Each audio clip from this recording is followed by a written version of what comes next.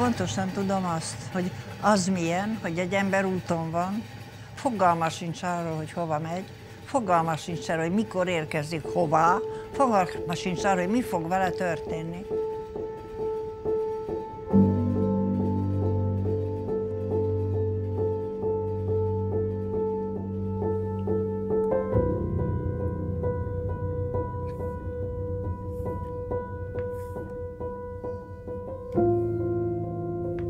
Én a személyemet tekintve olyan vagyok, mint egy ilyen széltépett fa, de még mindig itt vagyok.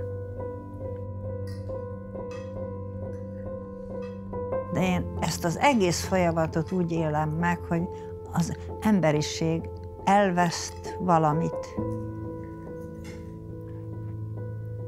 Valami olyasmit veszít el, amit kész, elveszti, nem tudom, hogy mikor tudja pótolni.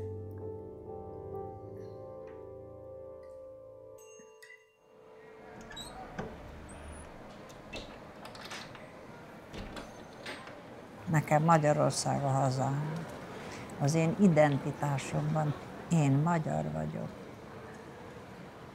Azóta, mióta visszajöttem Auschwitz-Birkenauból, nagyon tudatosan vagyok zsidó-magyar. Mi egyéb is lehetnék, ugyebár, hogyha visszajöttem onnan, ahová az én hazám azért küldött ki engemet, hogy jöjjenek meg.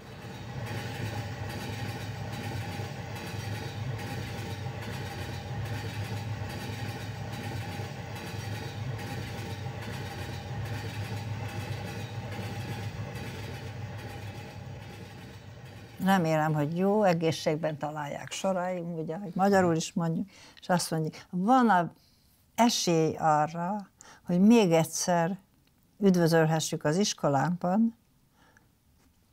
Nyáron volt nálunk, Giesenben, az ilyen-olyan nevű iskolában. Én mindig csak a holokausztról, és mindig csak nagyon tudatosan a magyar holokausztról, mert Magyarországon rettentő keveset tudnak a magyar emberek a magyar holokausztról, és nagyon fontosnak tartom, hogy azt tudják, ami történt, pontosan.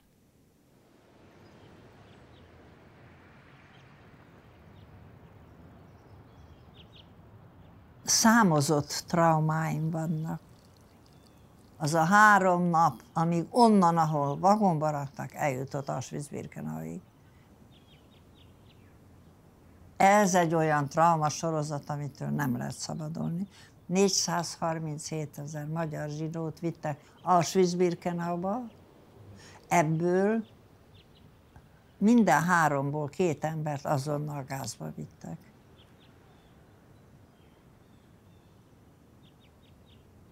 Ha nem beszélhetnék róla, biztos megbolondulnék.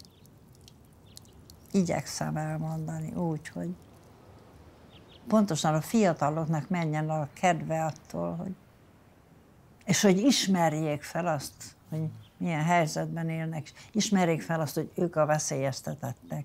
Ők azok, akikkel ez még egyszer megtörténhet. Nekik kell odafigyelni. Megnézzük a belföldet. Hétfőn 5335 illegális bevándorlóval szemben intézkedtek a rendőrök. Én nem tudom, hogy miből áll ez az intézkedés. Én csak azt tudom, azt nagyon jól tudom, hogy fegyvertelen emberekkel szemben, fegyveres embereknek a lehető legkönnyebb dolog intézkedni. Mindent elvesztettem.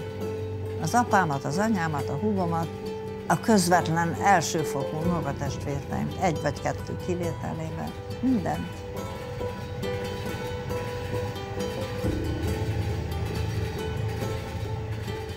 Kész, vége, elmúlt a világom.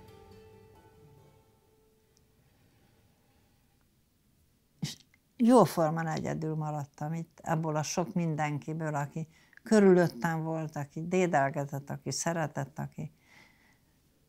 És meg kellett állni egyedül. Én tudom, hogy milyen az menekülni. Mutass még egy családot. Hány éves vagyok?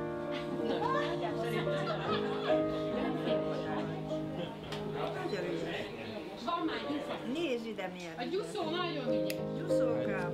1, 2, 3. Én imádok élni. Én nagyon tudatosan élek. Én nagyon tudatosan élek. Már mindig is, mindig úgy mondom, hogy én túléltem Auschwitz-Birkenau. Nekem az életből minden jár. Nekem minden jár, ami jó. Engem nem lehet eléggé kárpótolni, és egyáltalán nem lehet kárpótolni. Nekem minden jár az életben, ami jó. Én nagyon akarok élni, mindig is nagyon akartam is. Tudatosan minden örömet meg akartam szerezni magamnak. Arra való az élet.